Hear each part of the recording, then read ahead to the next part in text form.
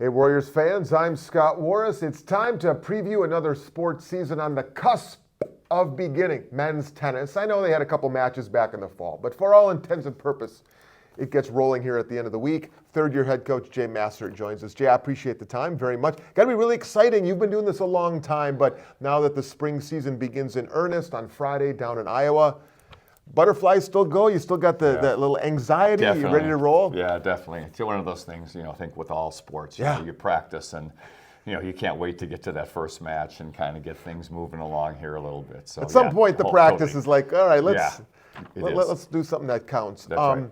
Let's take a step back for just a second. It's your third year here at Wisconsin Lutheran College, heading up the tennis programs. We're previewing men's tennis right now.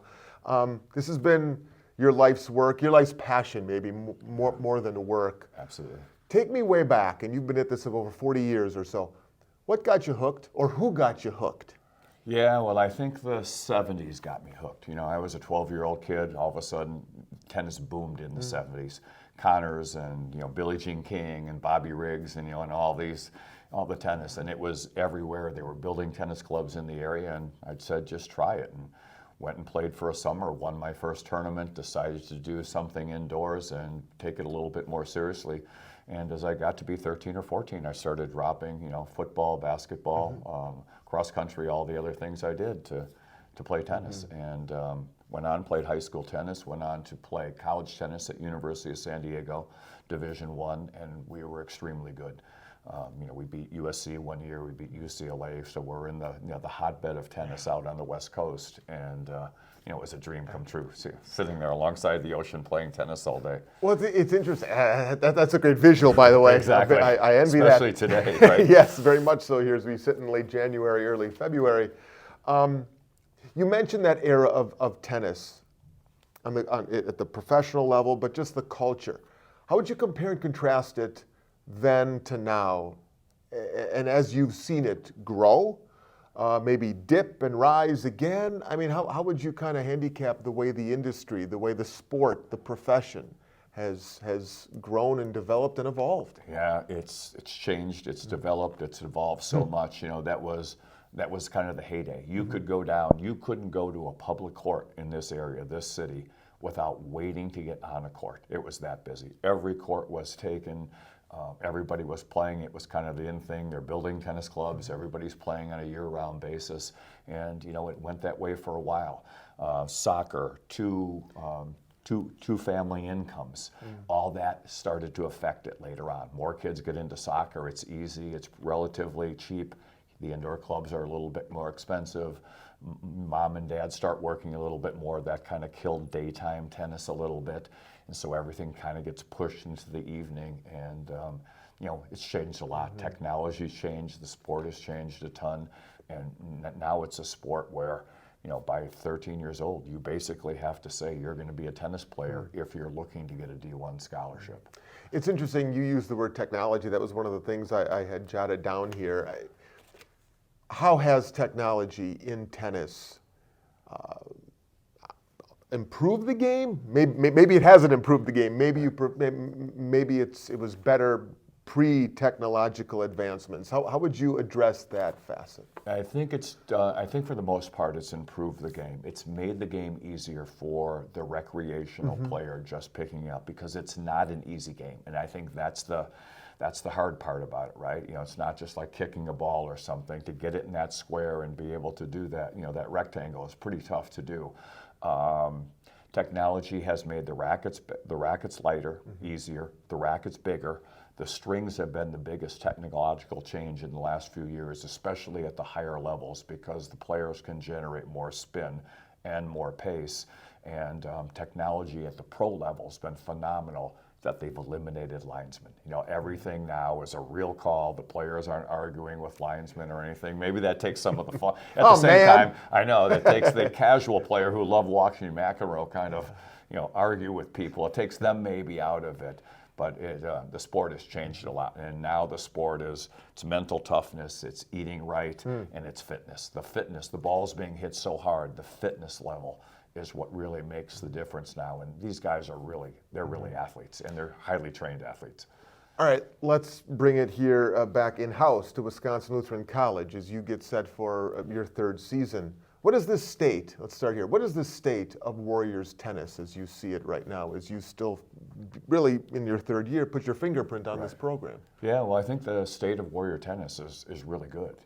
We're probably going to have, we should have our best teams ever, both male and female, and so this should be a very good men's season. We've got a lot of upperclassmen. They've improved a lot. They're playing well. Unfortunately, and maybe for us, the conference has gotten stronger.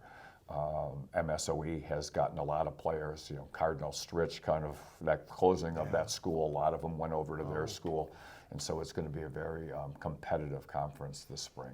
Well, I imagine one reason why you're as high as you are, and any coach would be, when you return top 5 singles players, top 2 doubles teams return, just to have that knowledge, that veteran nature. That's got to be a coach's dream, really. Absolutely. And we've got just both the men and the female. We're talking about the men here, but the women too. We've got such great kids in our team. They're just they don't have to be out there playing. They're playing because they love it. They're hardworking kids. A lot of them are going to school. They've got a job.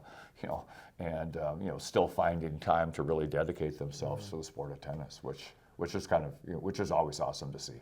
Aiden Newberg, all-conference singles last year. He was the freshman of the year a couple of seasons ago. He's a junior now. Talk a little bit about Aiden. Talk a little bit maybe about where you've worked with him to take his game to even another level that I imagine you see him being able to get. And then maybe another player or two that could have breakout seasons. So Yeah. I'll let you give some shout-outs here, Coach. Yeah, no, I mean, gosh, there's so many. You kind of hate to do it. I mean, Aiden obviously came back this last fall. Asa actually supplanted him as the #1 player, so those two guys kind of go back and forth to make a really good doubles team. Unfortunately, Ace is graduating in 3 years and going to law school, so we miss him for next year. So that'll be tough. But both players, they have a little bit different game. They both have huge serves. Aiden's at his best when he's attacking and playing the net. He's got a huge lefty serve, and he's a lefty player, so that that helps and kind of goose everybody up. And the big thing with Aiden is just keeping his cool out there. Not letting his emotions get the better of him, maturing a little bit, and I expect good years from both of them. They're going to be a tough 1-2 punch for any school to handle. How do you coach emotion in the sport? You kind of alluded to it right there. Yeah. Because I imagine you don't want it to not be, you don't want them to be robots out there. Absolutely. I mean, there's got to be some sort of natural, life to a match. But sometimes emotions can get the better of oneself in every sport. How do you try to coach emotion? Yeah, well, it's something that you coach every day in practice. Yeah. You try to simulate it and try to recreate what a match will be like in practice, and you work on certain things. But it's basically it's making sure that your energy, your emotions are positive. The great psychologist Jim Lair always said the most important thing is positive physical energy. Really making sure that you're up and ready for every point, making sure that you let go of that point, ready for the next one no matter what happens, because in tennis they just come boom, boom, boom. And 40 love sounds like a big lead. It's 3 points, and they play no ad scoring, so it's anything can happen in the course of a match like that. And everyone's got a different personality, so everybody you've got to treat a little bit differently when you do go out there and coach them. The program has gone to 3 straight conference tournaments, and not everybody qualifies for the conference tournament, mind you. And you already referenced the challenge of this league, the NAC, getting a little tougher. Yeah. What are your expectations for your team? And how have you gone about addressing expectations with the team and with the guys? Yeah, no, I think our expectations are high. They're to finish high in the conference. What a number, I don't know if I put a number on it or even want to. MSOE is going to be tough. Concordia is always tough. Green Bay is always tough, so there's a lot of good schools that we've got to compete against, and I think playing the D2 teams early in the season, kind of getting a feel for everything, and then conference tennis is going to be exciting this year. But I have high expectations, to be honest with you. And rightfully so, and understandably so. Before we close this out, we're just previewing the men's tennis season here with Jay Massert.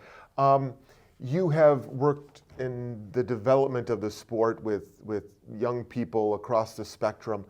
In terms of the recruitment element, like when you go out there and you're trying to appeal to high schoolers and whatnot to come and play at Wisconsin Lutheran College, what's the biggest selling point that you find about the college and about your program? Well, I think the biggest selling point is the college is just a cool place to go to school. It's in a great area. It's a great small, it's a great small college. It's got so many traditions, and I can see why kids would want to go to school here.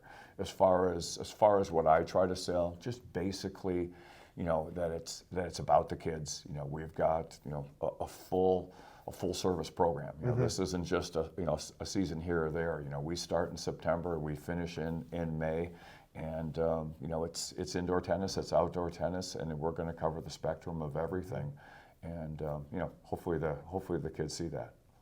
The season for the men's programs, spring season that it is, starts this weekend at Cornell. I assume that's indoor? It is indoor, thank goodness. It's the indoor portion of the season at Cornell. You've got 8 non-conference matches before conference play starts up in late March. Jay Massert, 3 straight conference tournament appearances.